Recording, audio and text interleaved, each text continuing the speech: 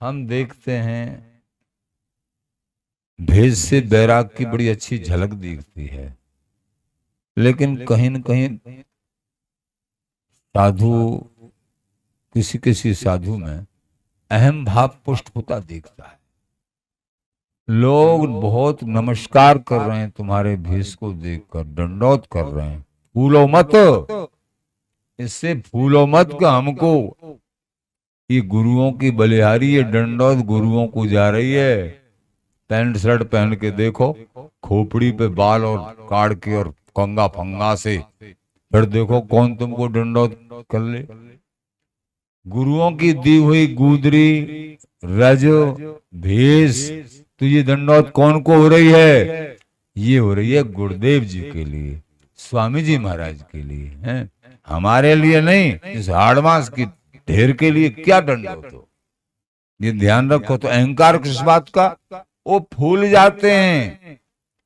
ये दंडौत ही मार डालती है। ये दंडौत आसमान में चढ़ा के और ऊपर से ही गिरती है। अच्छे अच्छे मारे गए, दंडौत का यही अभिमान न कर ले, अरे मेरे लिए तो इतने दंडौत करने वाले, अरे मैं तो बहुत बड़ा हूं, इसका मतलब बस मारे गए, मारे गए। ध्यान रखना, कोई दंडौत करे इसको हाथ जोड़ो कि हे प्रभु आपकी बड़ी लीला है। ये दंडौत कर रहे हैं, इनके रूप में भी प्रभु ही बैठे हैं। ये जो दंडौत कर रहे हैं ना, ये भी प्रभु ही हैं, हमारे इष्ट ही हैं, ये भी इनके रूप में भी। ये सच्चाई की बात है। सब रूप में अपने इष्ट के दर्शन करे, उनको अंदर ही अंदर चलो भाव से वो तुम्हारे लिए प्रणाम दंडौत कर रहे हैं, उसको स्वीकार करो। उनका मन नहीं दुख है, लेकिन अंदर अंदर उनको प्रणाम करो।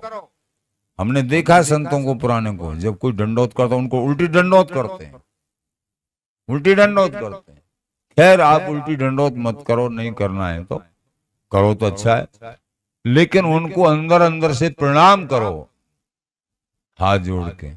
बड़ों को देखा है, हाजिर श्री हरदास भैया, श्री हरदास, ये बच जाओगे नहीं, ये दंडौत ही डंडाओं से मार डालेगी। ये दंडौत लेना और उसका अहम भाव अगर आता चला गया तो ये कुछ काम के नहीं रहेंगे।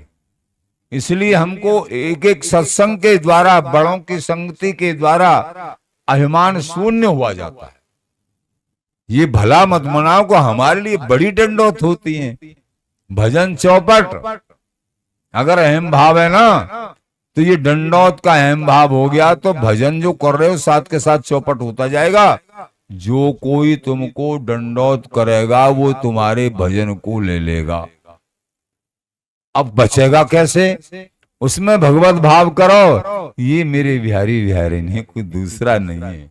शिष्यों के रूप में, भक्तों के रूप में भी मेरी लाडली लाल ही है, दूसरा कोई नहीं हो सको। उनका खेल है, बच गई, तुम्हारा खर्च नहीं होगा फिर, क्योंकि तुमने उतना ही भाव कर लिया, उससे भी ज्यादा भाव कर, बच गए। अगर तुम अहम भाव में, हाँ हम बहुत कुछ हैं, कुछ हैं हम, इसीलिए दंडौत हो रही है, बस तुम्हारा भजन तो जो था उसमें से कटता शुरू हो गया। कटना ये नहीं कि तुम्हारी दुर्गति हो जाए क्योंकि तुम शरणागत हुए हो, लेकिन जन्मों के अंतर पड़ जाएंगे मिलने में, प्रभु से अंतर पड़ जाएंगे। इसलिए गुरुजनों से, संत जनों से भाव दंडौत जो जिस स्थान पे है, दंडौत को मत भूलो। दिन में 3 बार 2 बार तो कम से कम गुरुजनों के लिए दंडौत। दंडौत से बढ़ता ही है अभिवादन। शास्त्र कहता है अभिवादन शीलस्य नित्यम वृद्धौ पशेवनः चत्वारि तस्य वर्धन्ते आयुर्विद्या यशो बलम। बड़ों का सम्मान करने से 4 बात अपने आप बढ़ती हैं, आयु, विद्या, यश, बल।